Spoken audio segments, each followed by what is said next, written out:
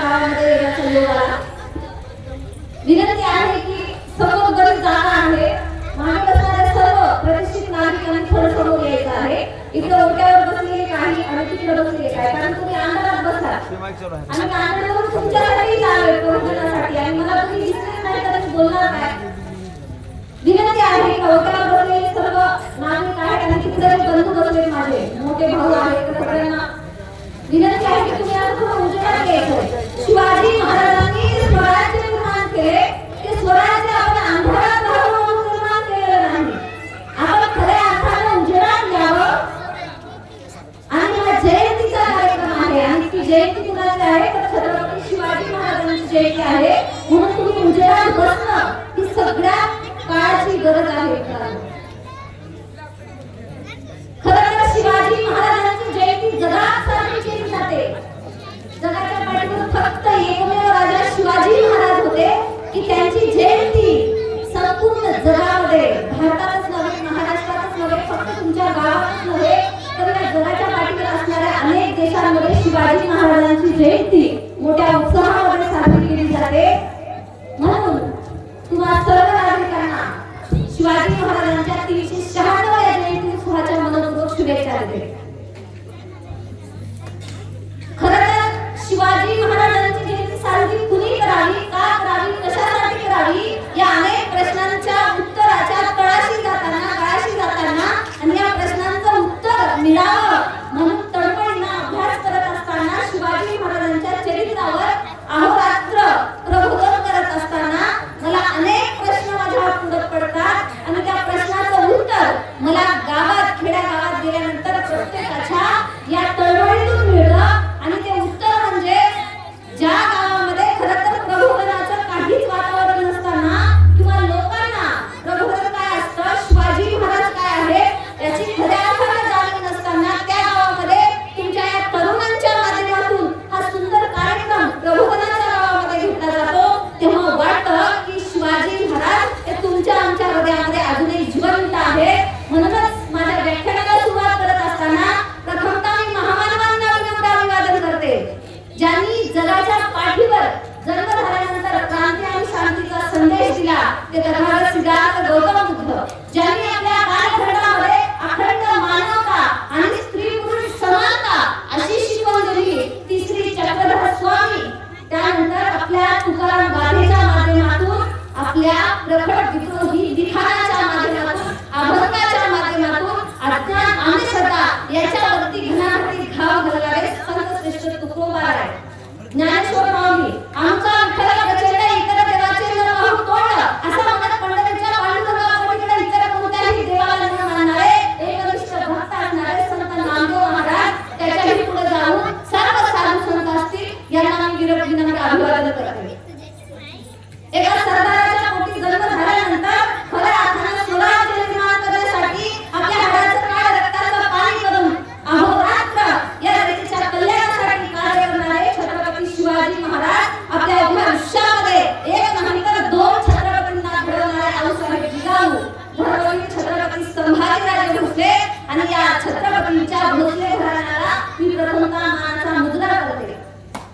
आमच्या युवकांचे प्रेरणास्थान स्वामी विवेकानंद, भगतसिंग, सुखदेव, राजगुरू आणि तारुण्याच्या वयामध्ये त्या देशासाठी बलिदान देणारे सर्व हुतात्मा शहीद जवान, डॉक्टर बाबासाहेब आंबेडकर, अण्णाभाऊ साठे, स्वच्छतेसाठी अहोरात्र झगडणारे आणि आपलं आयुष्य बनायला लावणारे राष्ट्रसंत तुकडोजी महाराज, राष्ट्रसंत गाडगे महाराज, या सर्व महामानवांना आणि या पवित्र स्मृतींना मी विनम्र अभिवादन करते आणि माझ्या व्याख्यानाला खऱ्या अर्थाने तुमच्या गावामध्ये सुरुवात करते। खरं तर शिवाजी महाराजांची जयंती काय साजरी करावी, कुणी करावी, कशासाठी साजरी करावी, अनेक प्रश्नांचे उत्तर तुमच्याकडून माझ्याकडे पडतात, परंतु या प्रश्नाचं उत्तर आणि त्याचा विचार करून आज तुमच्या गावामध्ये मी करणार आहे। मित्रांनो, शिवाजी महाराजांचा जन्म अजून झाला नव्हता, शिवाजी महाराजांचा जन्म अजून झाला नव्हता, व्हायचा बाकी होता, त्या अगोदर जिजाऊंचा जन्म व्हायला गरजेचं होतं। म्हणून सोने की चिडिया म्हणून प्रबोधन जाणाऱ्या, उद्बोधन केला जाणाऱ्या आपल्या या भारताला त्या काळामध्ये हिंदुस्थानाची ओळख होती। विजयनगरचं रामरायाचं राज्य ज्यावेळी संपुष्टात आलं, देवगिरीचं राज्य ते शेवटचं हिंदूंचं राज्य म्हणून ओळखलं जायचं,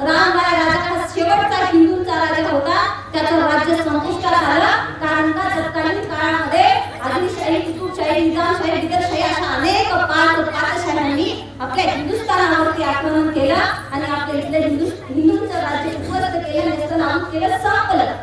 आता लोकांना वाणी उरला नाही, या हिंदूंना रयतेला कोणी राजा उरला नाही, त्यांचं संरक्षण करणारा कुणीच उरला नाही. म्हणून या पाच पातशाह्यांनी या लोकांवर अन्याय अत्याचार करण्याचं काम केलं आणि खऱ्या अर्थानं त्या लोकांवर अत्याचार भोगला म्हणून या लोकांना स्वातंत्र्याची भर माहीत झाली पाहिजे, या लोकांना स्वातंत्र्य काय असते याची जाणीव झाली पाहिजे. म्हणून त्या जगदंबेला वाटलं असावं आता या ठिकाणी एका स्त्रीचा जन्म होणं आवश्यक आहे. म्हणून त्या जगदंबेला या लोकांची कळवळ आली असावी. म्हणून 12 जानेवारी 1598 ला सिंदखेड राजा, विदर्भातले सिंदखेड राजा गाव आहे, बुलढाणा जिल्ह्यातील सिंदखेड राजा, त्या गावामध्ये लहुजीराव जाधव आणि म्हाळसा राणी यांच्या पोटी जिजाऊंचा जन्म झाला. जिजाऊंचा जन्म झाला, जिजाऊ वाढू लागल्या, मोठ्या होऊ लागल्या, त्यांच्यावरती संस्कार होऊ लागले होते. एका सरदाराच्या पोटी जन्माला आलेली जिजाऊ, त्या जिजाऊंवर संस्कार होऊ लागले होते. त्या जिजाऊंना शिकवलं लागलं होतं की घोड्यावर बसायचं कसं, घोड्यावर उतरायचं कसं, घोड्याची नीती खेचायची कशी. जिजाऊंना एका सरदाराची मुलगी म्हणून शस्त्र आणि शास्त्राचं प्रशिक्षण दिलं जाऊ लागलं होतं.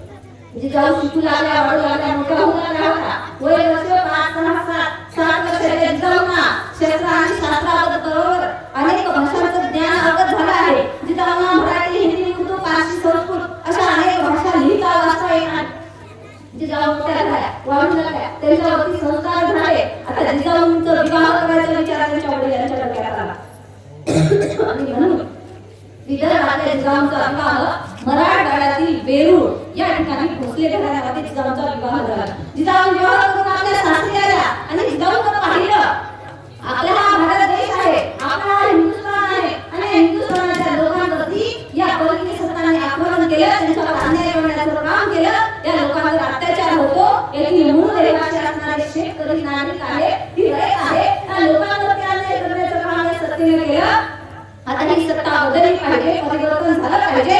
जिजाऊ सासरी आल्या, वाढू लागल्या, मोठ्या होऊ लागल्या होत्या. जिजाऊंचं सासरचं घराणं म्हणजे भोसले घराणं काही साधं सुद्धा घराणं नव्हतं. शिवाजी महाराजांचे जे वडील होते, आजोबा असतील, काका, चुलते हे सगळे जे असतील फार मोठे सरदार होते. म्हणजे एकंदरीत तत्कालीन काळातलं भोसले घराणं हे पराक्रमी घराणं म्हणून ओळखलं जायचं. जिजाऊंच्या माहेरचं जाधव घराणं हे देखील फार मोठं पराक्रमी होतं. मग या घराण्याच्या माध्यमातून या भूमीवरती, या देशामध्ये काहीतरी स्वातंत्र्याची पहाट उगवणार याचे चिन्ह संकेत दिसू लागले होते. म्हणून जिजाऊंनी त्या ठिकाणी कार्य करायला सुरुवात केली.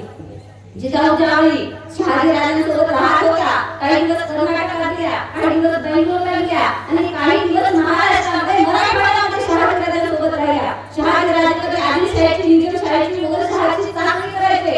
जसं जमलं त्या पद्धतीनं आपल्या येथील मूळ सरदार जे होते ते या शहाजींची चाचणी करायचे आणि त्या माध्यमातून यांच्यासाठी ते युद्ध करायचे, लढायचे आणि त्या ठिकाणी काम करायचे. पण जिजाऊंनी पाहिलं, निरीक्षण केलं, ज्यावेळी त्या आदिलशहाच्या दरबारामध्ये जिजाऊंच्या वडिलांना मारण्यात आलं, खंडाळ्याचा हत्ती उलटला म्हणून जे कोणतं भांडण झालं होतं, त्या भांडणामध्ये जिजाऊंच्या माहेरचे भोसले आणि जाधव हेच लोक त्या ठिकाणी मारले जाऊ लागले होते. म्हणून जिजाऊंनी विचार केला की सत्ता सिंहासनावर असते, ही मोगलशाही असेल, आदिलशाही असेल, निजामशाही असेल, ही सत्ता सिंहासनावर बसते, परंतु आमचेच लोक या ठिकाणी मेले जातात, त्यांचं आयुष्य संपतं, आयुष्य उद्ध्वस्त होतं. ह्या सत्तेसाठी आपले लोक मरतात. आता ही सत्ता बदलली पाहिजे, आपल्या लोकांचं राज्य आलं पाहिजे. हा विचार जिजाऊ साहेबांच्या डोक्यामध्ये आला आणि खऱ्या अर्थाने जिजाऊ साहेब कामाला लागल्या.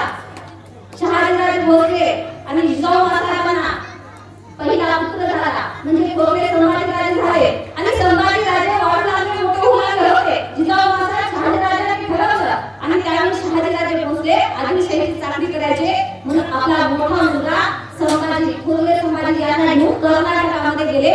जिजाऊंनी ठरवलं की कर्नाटकाच्या माध्यमातून तिकडच्या भागामध्ये शहाजीराजे हे स्वराज्य वाढवतील, मोठं करतील, वृद्धिंगत करतील आणि शिवाजी महाराज आणि संभाजीराजे हे दोन पुत्र जिजाऊंना त्यांनी जन्माला घातले. म्हणजे भोसले संभाजी आणि शिवाजी महाराज यांच्यामध्ये दुसरे 4 आपत्ती जिजाऊंना झाले, परंतु ती आपत्य काही रोगराई म्हणा कशामुळे जीवन राहू शकले नाही. म्हणून जिजाऊ महाराजांना जे 2 मुलं झाले, शिवाजी महाराज आणि संभाजी महाराज यांच्या माध्यमातून स्वराज्याचं काम सुरू केलं. परंतु त्याही परिस्थितीमध्ये जिजाऊ महाराजांवरती अत्यंत वाईट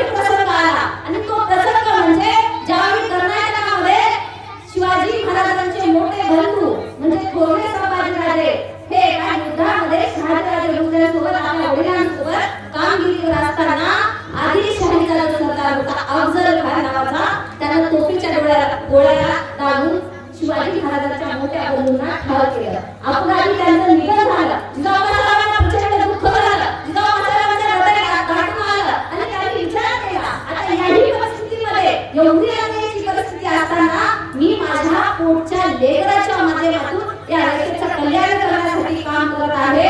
ह्या परिस्थितीमध्ये माझं लेकरू त्या अफजल खान नावाच्या नराधमानं मारून टाकलं, संपवलं. मग हा बदला घेणं आवश्यक आहे.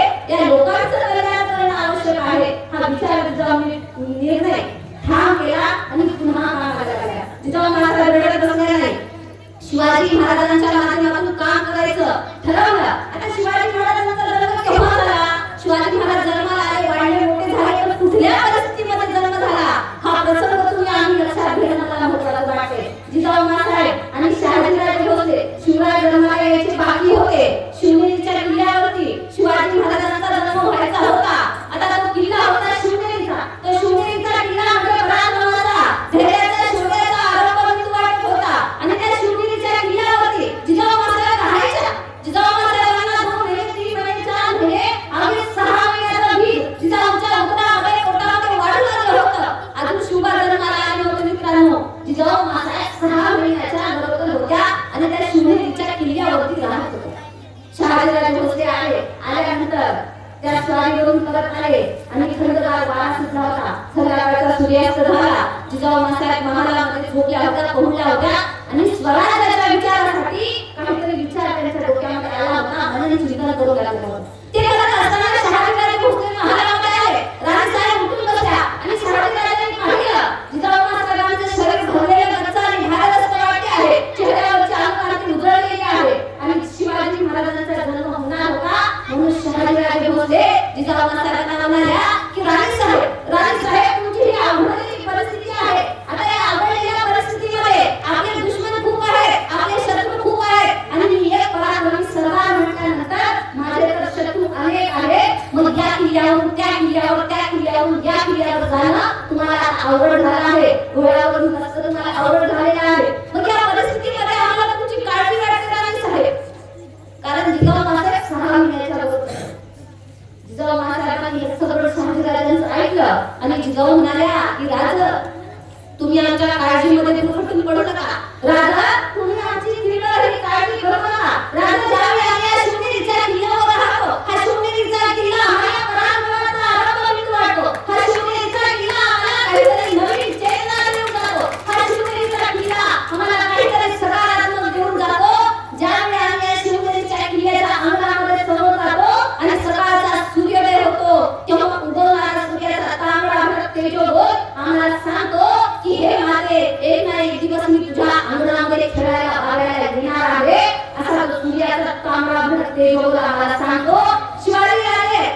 शहाजीराजे तुम्ही आमच्या काळजीमध्ये गुरफटून पडू नका. तुम्ही आमची तिळवरही काळजी करू नका. हा सकारात्मक आणि अतिशय प्रखरतावादी विचार जिजाऊंनी शहाजीराजांना सांगला.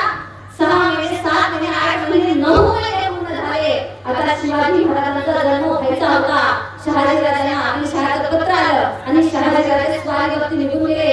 जिजाऊ महाराज शिवनेरीच्या किल्ल्यावरती एकट्या राहिल्या. जिजाऊ महाराज दिवसभर सकाळी उठल्या, पाहिलं जिजाऊंना काहीतरी अस्वस्थ वाटत होतं, करमत नव्हतं, जीवाची घालमेल होत होती. पूर्ण दिवसभर जिजाऊंनी परीच्या काळजीसाठीचा सगळा समाचार घेतला. संध्याकाळचा सूर्यास्त झाला. त्या शिवनेरीच्या किल्ल्यावरती आता गायीवरही घरट्यामध्ये वापस गेले होते. त्यांना त्या ठिकाणी बांधण्यात आलं होतं. पाखरं सुद्धा आता घोड्याकडे परत गेली होती आणि सगळीकडे अंधार पसरू लागला. सूर्यास्त झाला.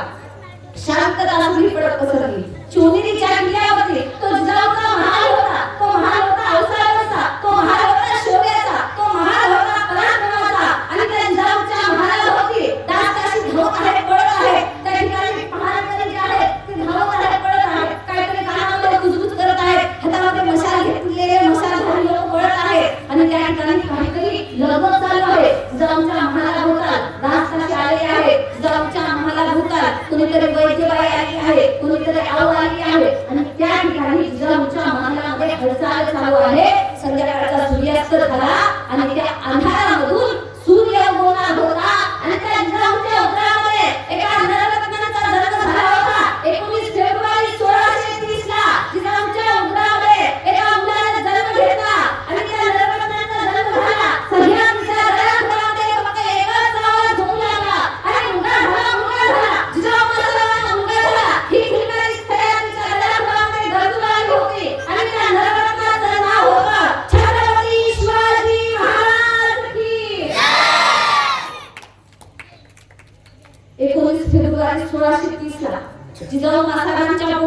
शिवाजी महाराजांचा जन्म झाला.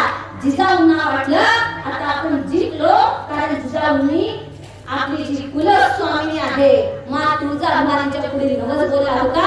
तिला विनवणी केली होती की हे माते, या समाजामध्ये या परिस्थितीमध्ये एखादी स्त्री जिवंत राहणं, तिचं संरक्षण करणं अतिशय अवघड झालेलं आहे, कठीण झालेलं आहे. मग मला असा एक पुत्र दे, त्या पुत्राच्या माध्यमातून मी स्वराज्य निर्माण करेन. हा दृढ विश्वास आणि हा दृढ संकल्प जिजाऊ साहेबांनी केला होता. तो संकल्प साहेबांचा पूर्ण झाला होता. आता बालशिवबा वाढू लागले, मोठे होऊ लागले, संस्कार होऊ लागले होते बालशिवबावरती. बालशिवबा वर्ष 4, 5, 6 वर्षाचे झाले. 6 वर्षाच्या बालशिवबाला त्या गडावर अनेक भाषेचं प्रशिक्षण दिलं जाते. त्या गडावरून त्या बालशिवबाला अनेक गोष्टींचं प्रशिक्षण दिलं जाते. हातामध्ये तलवार पकडायची कशी, हातामध्ये गालपट्टा धरायचा कसा, तो फिरवायचा कसा, हातामध्ये भाला ढाल धरायची कशी, घोड्यावर बसायचं कसं, घोड्यावर उतरायचं कसं, घोड्याला टाच मारायची कशी, घोड्याचा लगाम खेचायचा कसा, याचं प्रशिक्षण दिलं जाते. सकाळचा सूर्योदय झाला, बालशिवबानं आपल्या सर्व प्रकारच्या अंघोळ झाली, स्नान झाली, देवाची पूजा झाली, अवताराला वंदन झाला आणि बालशिवबा आपल्या सहकार्यांसोबत घोड्याच्या कबील्याकडे गेले. हातामध्ये घोडा घेतला, घोड्याची लगाम हातामध्ये धरली. आता बालशिवबाला घोड्यावर बसण्याचं, उतरण्याचं, घोड्यावरून तलवार फिरवण्याचं याचं प्रशिक्षण दिलं जाते. वयवर्ष किती आहे? 6 वर्षाच्या बालशिवबाला प्रशिक्षण दिलं जाते. सोबत 2 सैनिक आहेत, 4 मावळे आहेत, 1 सरदार आहे आणि जिजाऊंच्या आदेशानुसार आता बालशिवबाला शिकवण्याचं प्रशिक्षण चालू आहे. त्या सैनिकांच्या डोळ्यापुढ्यातून ती घोडी जाऊ लागली होती. बालशिवबा एका घोड्यावरती बसले, सरदार एका घोड्यावरती, मावळे असं सगळं त्या ठिकाणी लालजमा निघाला आणि सुन्याच्या गळ्यामधून तप तप तप घोड्याची पावलं पडत आली. बालशिवबा समोर आहे. त्या संघाच्या गळ्यामधून जात असताना बालशिवबा घोड्यावर बसले. घोड्याला माहिती होतं आपण घोड्यावर बसले, घोड्याला एक टाच मारली, घोडा चालला, दुसरी टाच मारली, घोडा थोडा चालला, तिसरी टाच मारली, घोड्याला वेग वाढला, चौथी टाच, पाचवी टाच, घोड्याला वेग वाढत राहिला. आता बालशिवबा घोडून गेले. घोड्याला प्रचंड वेग वाढलेला होता. लगाम खेचणे आणि घोड्याला थांबवणे हे बालशिवबाला कळत नव्हतं. शिवबा घोडून गेले आणि त्या घोड्याला टाच मारत राहिले. घोड्याला प्रचंड वेग वाढला. घोडा धावला होता. वाऱ्याला चिरून सह्याद्रीच्या गडापुढ्यातून त्या रानातून घोडा धावत होता आणि त्या भरधाव धावणाऱ्या घोड्यावरून बालशिवबा खाली धपकन पडले. बालशिवबाला लागलं, खरचटलं, शरीर रक्तबंबाळ झालं. त्याही परिस्थितीमध्ये बालशिवबाला उचलायला जवळ कोणी आलं नाही. सरदार आला नाही, एखादा सैनिक आला नाही, एखादा मावळा उचलायला आला नाही, कोणीही जवळ उचलायला आलं नाही. बालशिवबा स्वतः उठून उभं राहिले, पाहिलं, आपल्याला लागले, हृदयामध्ये दुःख दाटून आलं, आपल्या हाताला खरचटले, रक्तबंबाळ सुरू झाले. याही परिस्थितीमध्ये आपल्याला उचलायला कोणीच आलं नाही. आपल्याला उचलायला कोणीच आलं नाही हे बघून बालशिवबाला रडू येऊ लागलं होतं. अशा परिस्थितीमध्ये स्वतः बालशिवबा उठून उभं राहिले, अंग झटकलं, पुन्हा घोड्याचा लगाम हातामध्ये धरला आणि महालामध्ये वर झाले, गडावरती परत आले. आणि नंतर बालशिवबा त्यांना आता दुःख आलं होतं, रडू येत होतं, हृदयामध्ये गाठण आलं होतं आणि डोक्यामध्ये प्रचंड राग आला होता. बालशिवबा आपल्या महालामध्ये गेले, जाऊन पोहोचले. हा सगळा झालेला प्रकार बालशिवबाला त्यांच्या बातमीमध्ये जे सगळ्या घडलेला प्रकार आहे ते इतर सहकार्यांच्या माध्यमातून जिजाऊ साहेबांना समजलं. जिजाऊ साहेबांना समजल्यानंतर जिजाऊ साहेब हळूच महालामध्ये जातात कशा आणि बालशिवबाला विचारतात, शिवबा तुम्हाला लागले का? शिवबा तुम्हाला लागले का? खरचटले का? अशा परिस्थितीमध्ये बालशिवबा म्हणतात, अहो साहेब आता तुम्ही आम्हाला बोलू नका, आम्ही घोड्यावर पडल्यानंतर आम्हाला लागल्यानंतर खरचटले आणि खरचटल्यानंतर आम्हाला उचलण्यासाठी एकही मावळा आला नाही, आम्हाला उचलण्यासाठी एकही सरदार जवळ आला नाही, एकही सैनिक आला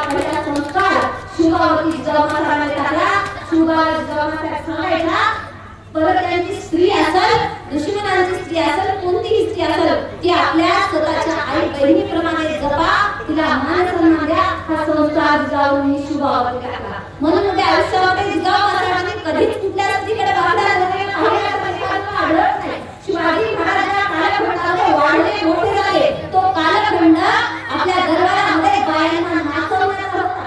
अनेक राजे आपल्या दरबारामध्ये नृत्यकीला नाचवायचे, परंतु शिवाजी महाराजांच्या इतिहासामध्ये असं कुठंच उदाहरण नाही की शिवाजी महाराजांनी आपल्या दरबारामध्ये कोणतीतरी बाई नाचवली. बायांना नाचवणार नाही तर बायांना वाचवणारा म्हणजे त्यांचं संरक्षण करणारा राजा जगाच्या पाठीवरून एकमेव म्हणजे छत्रपती शिवाजी महाराज. आता शिवाजी महाराजांचं जे स्ट्रगल आहे, शिवाजी महाराजांनी जो काही त्याग केला आहे, शिवाजी महाराजांनी जो काही संघर्ष केला आहे, तो संघर्ष सांगायचा असेल तर मला एकाच वाक्यात सांगावं वाटतं आणि ते वाक्य म्हणजे या जगाच्या पाठीवरील निर्माण झालेले अनेक राजे हे वडिलोपार्जित राजघराण्यामध्ये जन्माला आले होते. त्यांच्या वडील असतील, त्यांच्या आजोबा असतील, त्यांचे चुलते असतील, त्यांचे मोठे भाऊ असतील, हे पूर्वीपासून एक राजा किंवा त्यांना असं सिंहासन मिळालेलं होतं. फक्त आणि फक्त छत्रपती शिवाजी महाराज एकमेव आहे त्यांनी स्वराज्य आणि स्वतःची गादी, स्वतःचं सिंहासन ते स्वतःच्या कीर्तीवर निर्माण केले. हे जगाच्या पाठीवरील एकमेव राजा म्हणजे छत्रपती शिवाजी महाराज आहेत. शिवाजी महाराज कुठल्याही राजाच्या पोटी जन्माला आलेले नाही. शिवाजी महाराजांच्या घराण्याला आपलं सिंहासन नव्हतं. शिवाजी महाराजांनी ते स्वतः निर्माण केले आणि खरं तर शिवाजी महाराज ते 32 मन सोन्याच्या सिंहासनावर बसलेले राजा झाले नाही. शिवाजी महाराज एखाद्या कुठल्या दगडावर जरी बसले तरी रयतेच्या हृदयामध्ये तो दगड सिंहासन व्हायचा. म्हणजे एवढी ताकद शिवाजी महाराजांच्या व्यक्तिमत्वामध्ये आणि कार्यकर्तृत्वामध्ये होती. शिवाजी महाराजांचे संस्कार आणि शिवाजी महाराजांचं अष्टपैलू व्यक्तिमत्व मला तुमच्या समोर सांगावंसं वाटते. शिवाजी महाराजांना फक्त 52 वर्षाचं आयुष्य लागलं. किती? फक्त 52 वर्ष आयुष्य लागलेल्या शिवाजी महाराजांनी आपल्या आयुष्यामध्ये कधी कुठलं व्यसन केलं नाही.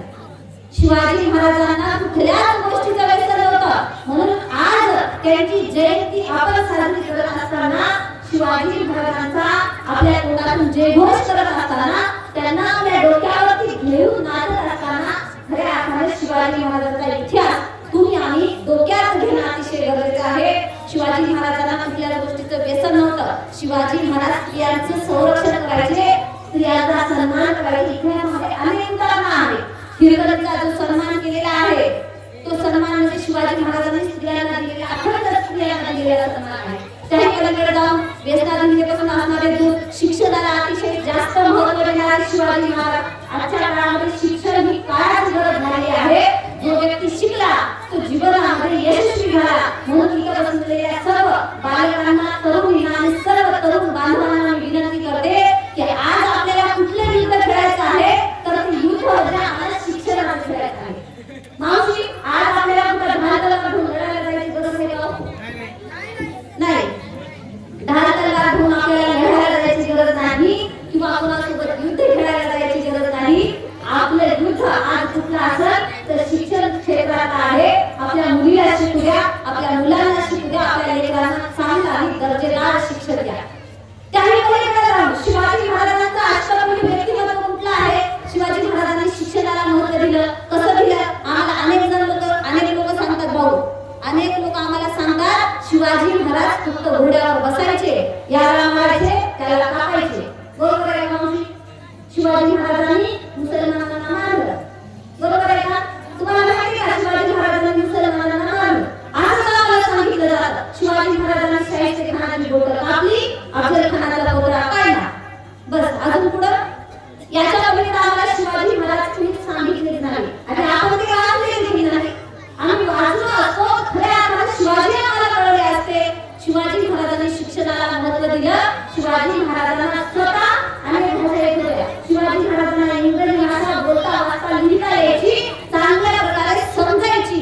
शिवाजी महाराजांना उर्दू, संस्कृत, फारसी भाषा यायची. शिवाजी महाराजांना पोर्तुगाली भाषा यायची, डच लोकांची भाषा यायची. शिवाजी महाराजांचे जे मित्र होते, शिवाजी महाराजांचे जे कोणी मैत्र असणारे सगळे सोय होते किंवा मित्रत्वाचे नाते असणारे ते भारताच्या देशातील लोक होते. ते लोक आल्यानंतर त्यांच्यासोबत त्यांच्या भाषणामध्ये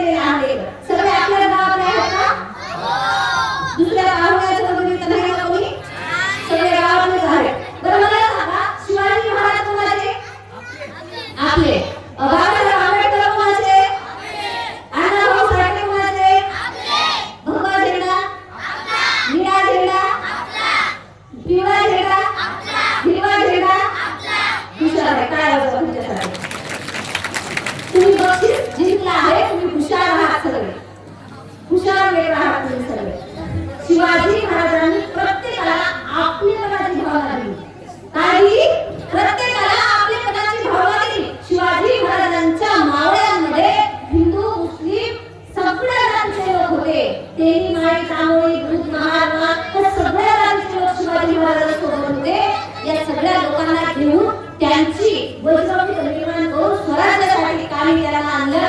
खऱ्या अर्थाने शिवाजी महाराजांच्या वरती जो प्रसंग ओढवला म्हणजे प्रतापगडाच्या पायथ्याला तो अफजल खान 40,000ची फौज घेऊन आला होता. आदिलशाहीचा सरदार अतिशय राक्षसी वृत्ती असणारा बलाढ्याचा मोठा झुकाळ असणारा तो अफजल खान प्रतापगडाच्या पायथ्याशी शिवाजी महाराजांची भेट घेण्यासाठी आला. तो येताना काही नुसता आला नाही. त्याने 40,000चं सैन्य आणलं, घोडदळ आणलं, हत्तीदळ आणलं, सोबत पैसा घेऊन आला, शस्त्र घेऊन आला, सोबत फार मोठा धान्याचा साठा घेऊन आला. येताना काही नुसता आला नाही. येताना हिंदूंची जी कोणती मंदिरं होती ती मंदिरं उद्ध्वस्त करत आला.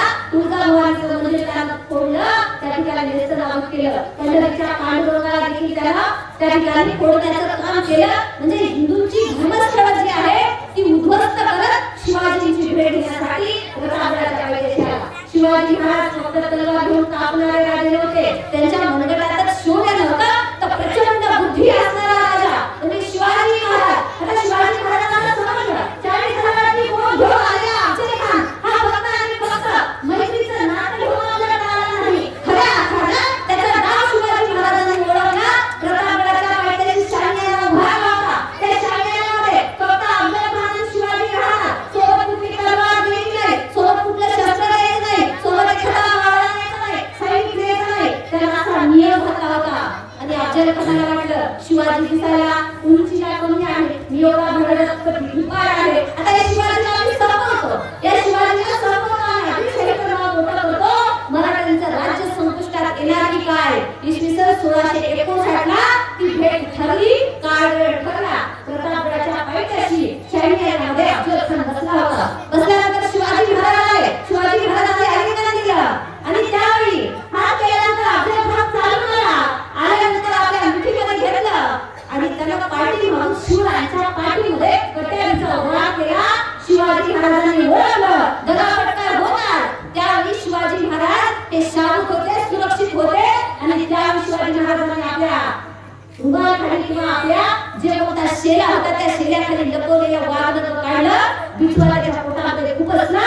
वाघ आणि अफजल खानाचा पोतळा काढला. अफजल खान गेला संपला. स्वराज्य वाढलं, जगलं आणि मोठं झालं. म्हणून आज शिवाजी महाराज तुमच्या आणि आमच्या हृदयामध्ये अजूनही जिवंत आहे.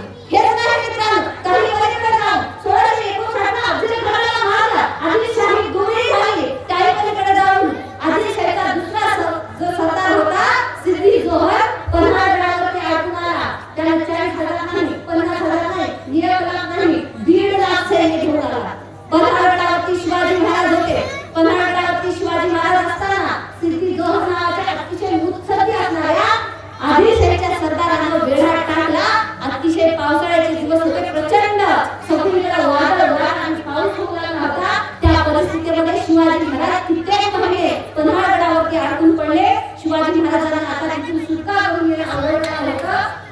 शिवाजी महाराजांनी युक्ती लढवली. शिवरायांसारखा दिसणारा एक नामी समाजातला वारी समाजातला शिवा काशीद नावाचा तरुण त्या ठिकाणी शिवाजी महाराजांचे वस्त्र परिधान करून त्या सिद्धी जोहरच्या भेटीला गेला आणि तिथून शिवाजी महाराज 1660 ला सुरक्षित त्या ठिकाणी त्या किल्ल्यावरून पलायन करून स्वराज्यामध्ये परत आले. येत असताना सिद्धी जोहरला माहिती लागली.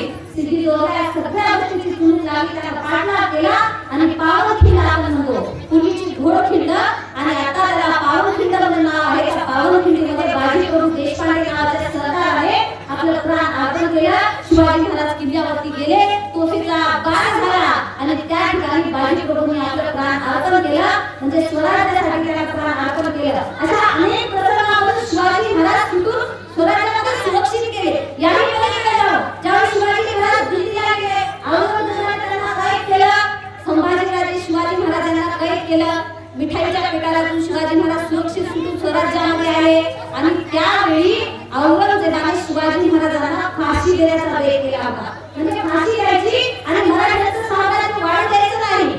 म्हणजे अतिशय जगाव राज्य करण्याची जी इच्छा मनामध्ये बाळगून आलेला औरंगजेब मोगलशाहीचा सरदार होता. तेवढा प्रचंड मोठा बलाढ्य सत्ताधारी असणारा औरंगजेब मोगलशाह जगाव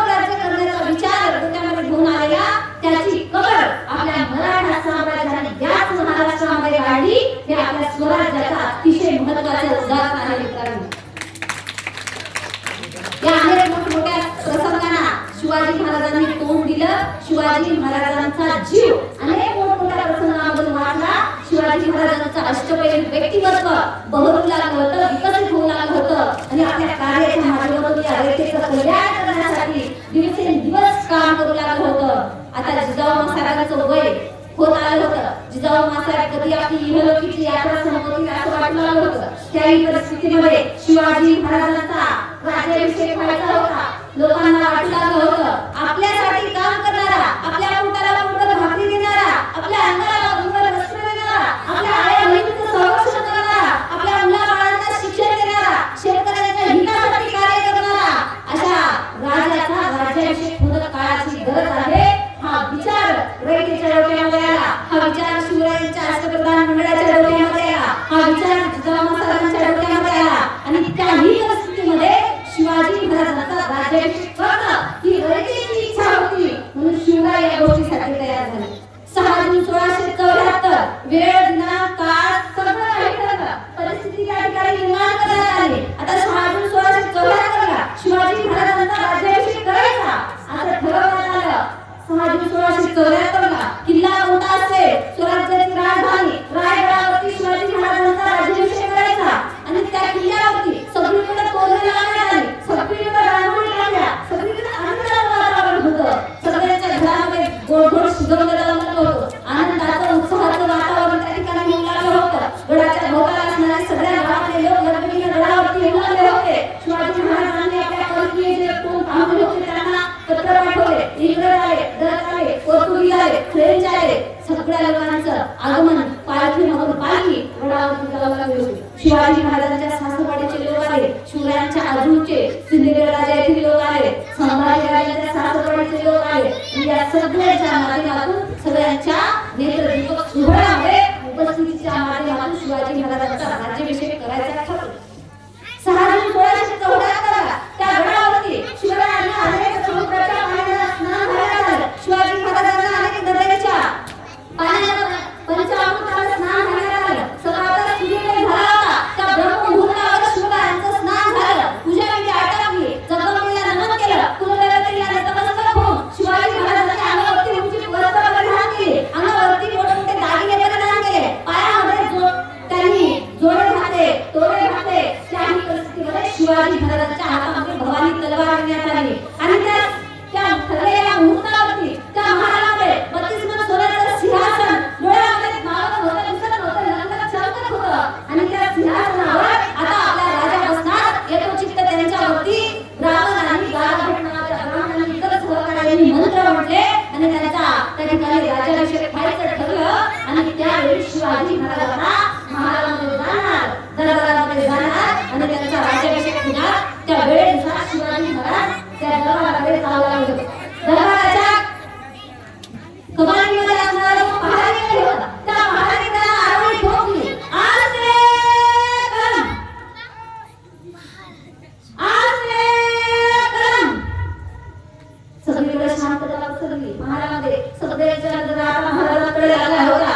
महाराज त्या भव्य दरबारामध्ये शिवाजी महाराज जाणार. आज रे करम. त्या दरबारामध्ये शिवाजी महाराज जाणार आणि त्यावेळी सगळ्यांच्या नजरा शिवाजी महाराजांकडे लागल्या होत्या. सगळेजण पाहू लागले होते. शिवाजी महाराजांनी उजवा पाऊल दरबारामध्ये टाकला. पाहू लागले समोर डोळ्याच्या लगत असणारं सिंहासन, 32 मन सोन्याचं सिंहासन. एखादा राजा असता लगत पळत गेला असता, सिंहासनावर बसला असता, त्यांना ठोकला असता, परंतु शिवाजी महाराजांनी असं काही केलं नाही. शिवाजी महाराजांच्या डोळ्यामध्ये आता दाटून येत आहे. शिवाजी महाराजांना आता कळत नाही काय करावं, कसं करावं. शिवाजी महाराजांच्या डोळ्यासमोर आपले मावळे आहेत. शिवाजी महाराजांना आता आपल्या मावळ्यांची आठवण येते आहे. जे मावळे अनेक युद्धामध्ये मेले, वर मावळे स्मरण झाले, त्या मावळ्यांची आठवण आता शिवरायांना येते आहे. शिवाजी महाराज दरबारात गेले, पाहिलं समोर 32 मन सोन्याचं सिंहासन दिसत आहे. एकीकडे माझा अष्टप्रधान मंडळ आहे, दुसरीकडे अनेक सरदार बसलेले आहेत आणि त्या भव्य दरबारामध्ये शिवाजी महाराज हळूहळू जात आहेत. जात असताना शिवाजी महाराजांचं हृदय दाटून आलेलं आहे. आता या 32 मन सोन्याच्या सिंहासनावर बसावं, आपल्या स्वतःचा राज्याभिषेक करून घ्यावं, आपण राजा व्हावं, ही इच्छा आहे शिवाजी महाराजांची नव्हती मित्रांनो. ही इच्छा रयतेची होती, ही इच्छा अवसादाची होती, ही इच्छा सर्वसामान्य जनतेची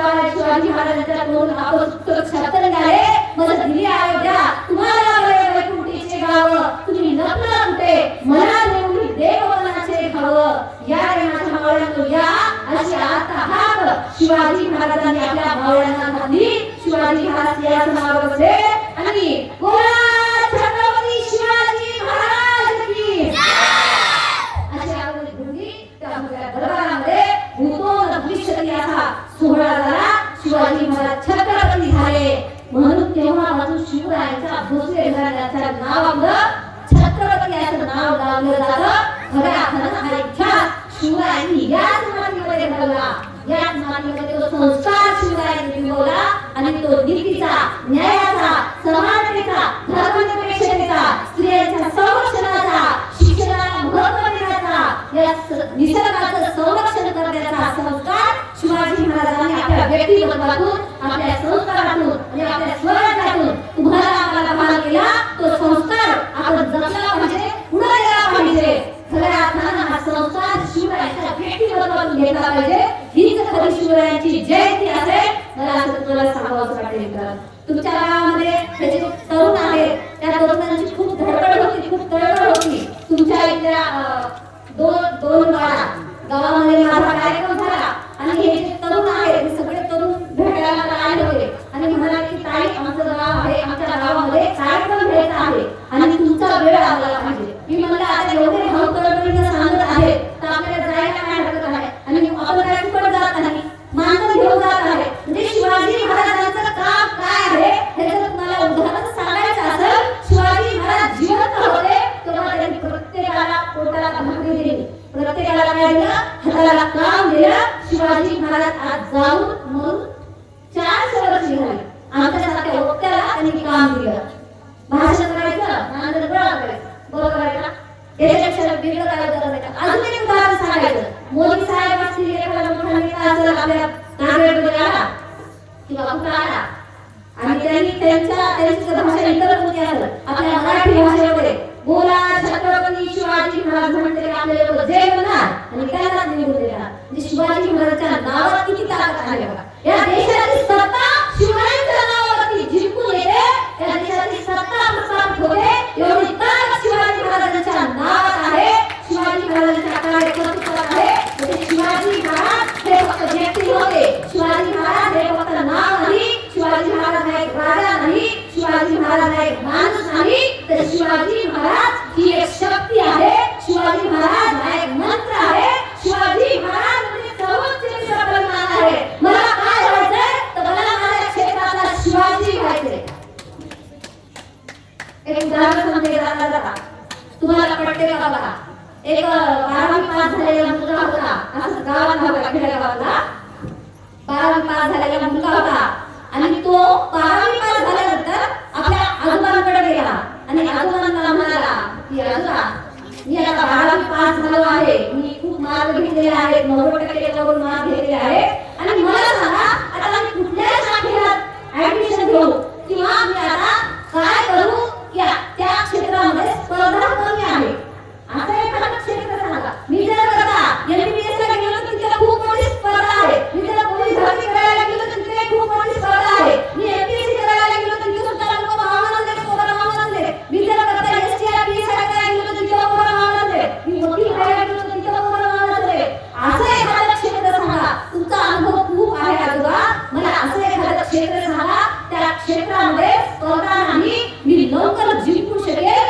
असं एखादं क्षेत्र सांगा त्या क्षेत्रामध्ये जायचं आहे आणि मला माझं भविष्य घडवायचं आहे त्या आजोबांनी दिलेलं खूप मार्मिक उत्तर होतं मित्रांनो आजोबा म्हणाले बाळा तू डॉक्टरेट कर एमबीबीएस कर वकील हो पोलीस हो काही हो परंतु असं एक क्षेत्र आहे त्या क्षेत्रामध्ये स्पर्धा नाही ते क्षेत्र म्हणजे माणूस बनण्याचं तू पहिल्यांदा माणूस बन तुझं आयुष्य आपोआप बदलून जाईल हा विचार ते उत्तर त्या आजोबांनी त्या मुलाला दिलं मित्रांनो माणूस बनणं आजच्या काळामध्ये ही पहिली आणि महत्त्वाची गरज आहे मित्रांनो आपल्या आई वडील शेतामध्ये काबाड कष्ट करतात आपणही शेतामध्ये काबाड कष्ट करतो आणि असे करत असताना खेड्यापाड्यामध्ये असं खूप मोठ्या प्रमाणात आहे आमचे तरुण हे नशेच्या आहारी गेलेले आहेत दारू पिणं सिगारेट गांजा किंवा बिडी काढी हे असे प्रकार खेड्यापाड्यातल्या मुलांमध्ये खूप मोठ्या प्रमाणामध्ये दिसतात। आम्हाला जर आमच्या तोंडातून शिवाजी महाराजांचा जयघोष करायचा असेल,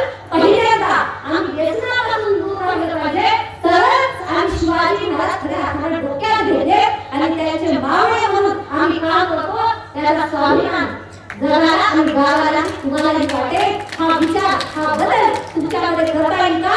हा विचार आपल्या समाजामध्ये रुजवता येईल का? एवढा माझा प्रयत्न असेल मित्रांनो। आता थांबत असताना मी काय तुम्हाला सांगणार, बहुतेक बोलणं एवढे वक्तृत्व माझे नाही, तो तर ज्ञान मोठमोठ्या वक्त्यांचा असतो तेवढे अजून कर्तृत्व माझे नाही। मी खूप लहान आहे। तुमच्या गावामध्ये शिवाजी महाराजांच्या जयंती उत्सवानिमित्त एक जरी विचार तुम्ही त्यांच्या शिवरायांच्या व्यक्तिमत्वाला एक जरी विचार आपण अंगीकारला तर आपल्या आयुष्याचं सोनं होऊन जाणार आहे। आपल्या कुटुंबाचं, आपल्या घराचं, आपल्या लेकराचं, आपल्या बायकोचं, आईवडिलांचं कल्याण होणार आहे। फक्त एक विचार त्यांच्या व्यक्तिमत्वाला आपण घेणं गरजेचं आहे असं मला म्हणावं वाटते। आणि या ठिकाणी तुम्ही मला बोलवलं, खूप मोठा सन्मान केला। हे तरुण ह्यांनी खूप तळमळीने मला बोलवलेलं आहे। हे तरुण गावामध्ये उभं राहिले, त्यांनी काम केलं। या पोरांच्या पाठीवरती थाप देणं तुमचं गावकऱ्यांचं कर्तव्य आहे। या पोरांसाठी एकदा टाळ्या होऊन जाऊ द्या। कारण का गावामध्ये असे कार्यक्रम घेणं सोपी गोष्ट नाही। एवढ्या लोकांना बोलवणं, माईक आणणं, स्टँड आणणं, मंडप आणणं, लोकांना बोलवणं, कोणी यायला तयार नाही कोणाचं ऐकायला। किती याची तळमळ करावी लागेल। ह्या लेकरांनी, या लहान लहान मुलांनी हा जो प्रयत्न केला, असे कार्यक्रम दरवर्षी तुमच्या गावात व्हावे, वेगवेगळे वक्ते बोलवावे आणि या चिमुकल्यांना या विचारांची जी शिदोरी आहे यांच्या कानावरती पडावी आणि हे लेकर घडावे, त्यांचं भविष्य घडावं, त्यांचं करिअर उज्ज्वल व्हावं। एवढाच प्रयत्न या पोरांचा आहे मित्रांनो। या पोरांच्या पाठीवरती थाप द्या। ती जर कुठं चुकत असतील तर त्यांना हक्काने सांगा, कुठं बरोबर असतील तेव्हा यांच्या पाठीवरती थाप द्या, यांना सोबत घ्या। कारण तरुणांमध्ये जी ताकद असते ती ताकद कुणामध्ये नसते। तरुण जे त्यांनी जर मनामध्ये ठरवलं तर काही करू शकतात। तुमच्या गावातलं स्थानिक राजकारण असेल, राजकारणामध्ये सरपंच असेल, पोलीस पाटीलची निवडणूक असेल, चेअरमन असेल, तंटामुक्ती अध्यक्ष असेल, या प्रत्येक क्षेत्रामध्ये या मुलांचा विचार घ्या, यांना सहभागी करून घ्या। कारण काही एक नाही, शंभर गावं फिरतात। फिरत असताना यांना अनेक गोष्टीचं ज्ञान अवगत होतं, अनेक गोष्ट माहीत होते आणि त्यांच्या ज्ञानाचा उपयोग तुमच्या गावासाठी झाला पाहिजे। गावामध्ये अनेक मोठमोठे उपक्रम राबवले पाहिजे। शिवाजी महाराजांच्या जयंतीनिमित्त शिवाजी महाराजांच्या चरित्राचं वाचन तुम्ही केलं पाहिजे। डीजेच्या तालावर मिरवणूक काढण्यापेक्षा तोच पैसा पुस्तकावर शिवाजी महाराजांचे चांगले चांगले पुस्तकं आणि महाराजांच्या विचारांचे आपल्या लेकरांना वाटप करा। त्या लेकरांना वाचायला एक दोन दिवस वेळ द्या आणि दुसऱ्या दिवशी असा एक माईक लावायचा मंदिरावरती, त्यांना म्हणायचं तू काल काय वाचलेलं पुस्तक आवडे बोल, म्हणजे आमच्या सारखे वक्ते तयार होतील या लेकरांमधून। बरोबर आहे? हा उपक्रम तुम्हाला पडतोय का, जमतंय का? डीजे लावणं, डीजेला पैसे देणं, त्याच्या तालावरती नाचणं, मग वेगवेगळे गाणे लावणं, त्याच्यामध्ये अश्लील गाणे लावणं, त्याच्यावरती नाचणं, हे कुठेतरी वेगळं वाटते। तुम्हाला जर पटत असेल तर तुम्ही हे करा, पटत नसेल तर शिवाजी महाराजांचे विचार डोक्यामध्ये घ्या आणि या तरुणांना साथ द्या। त्या तरुणांना गावातल्या राजकारणामध्ये सहभागी करून घ्या। त्यांचं चुकत असेल तर त्यांना हक्काने सांगा, त्यांचं बरोबर असेल तर त्यांच्या पाठीवरती थाप द्या आणि यांच्या विचारानुसार, तुमच्या समस्त गावकऱ्यांच्या, समस्त माता भगिनींच्या विचारानुसार शिवाजी महाराजांची जयंती खऱ्या अर्थाने साजरी करा असं मला मनात वाटते। आर्थिक गोष्टी असेल, पैसा असेल, इतर कुठल्याही साधन संपत्तीची गरज असेल, ज्यावेळी गाव एकत्रित येतं म्हणजे एकतेची ताकद, सगळेजण एकत्र आल्यानंतर काय होऊ शकतं, काहीतरी चांगलंच निर्माण होतं। हे शिवाजी महाराजांच्या स्वराज्याचं उदाहरण आहे मित्रांनो। शिवाजी महाराज एकटे नाही, शिवाजी महाराजांनी सगळ्यांना सोबत घेतलं। मग तो कुठल्या जातीचा आहे पाहिलं नाही, तो किती गरीब आहे, तो किती मातीचा आहे हे पाहिलं नाही। शिवाजी महाराजांनी गोरगरीब लोकांना घेऊन, सगळ्यांना एकत्र घेऊन, संघटित होऊन स्वराज्य निर्माण केलं। अगदी त्याचप्रमाणे सगळ्यांना सोबत घेऊन तुम्ही देखील तुमच्या गावासाठी सुदर्शन उपक्रम करू शकता आणि तुमच्या गावाचं भलं करू शकता। हा मला असताना मला एक गोष्ट करावीशी वाटते। बोला छत्रपती शिवाजी महाराज की जय। राष्ट्रमाता उसाहेब जिजाऊंचा धर्मवीर शौर्यवीर छत्रपती संभाजी महाराज की जय। भारत माता की जय। वंदे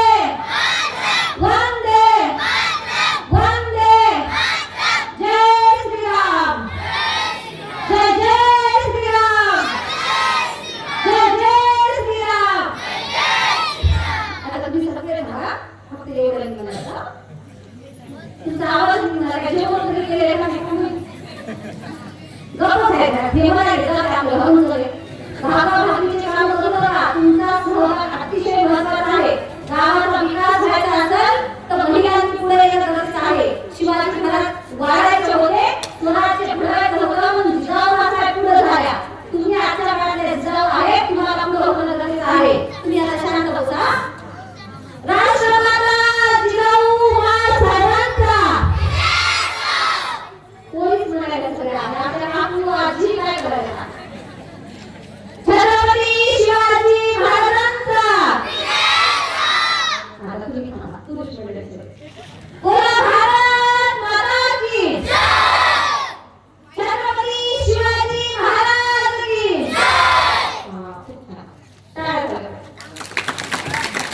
तुम्ही मला ठिकाणी बोलवलं मोठा सन्मान केला त्या सगळ्यांबद्दल तुमची श्रद्धांजली आहे तुमच्या शिवाजी महाराजांच्या जयंतीचं जे मंडळ आहे सर्व तरुण माझे मोठे भाऊ लहान भाऊ या सगळ्यांचे मी आभार मानते असे सुंदर कार्यक्रम गावामध्ये घेत जा त्या माध्यमातून तुम्हालाही व्यक्त होता येईल गावातल्या लोकांनाही व्यक्त होता येईल आणि या मुलांचं भविष्य घडेल एवढं होते आणि थांबते जय जिजाऊ जय शिवराय जय शिवराय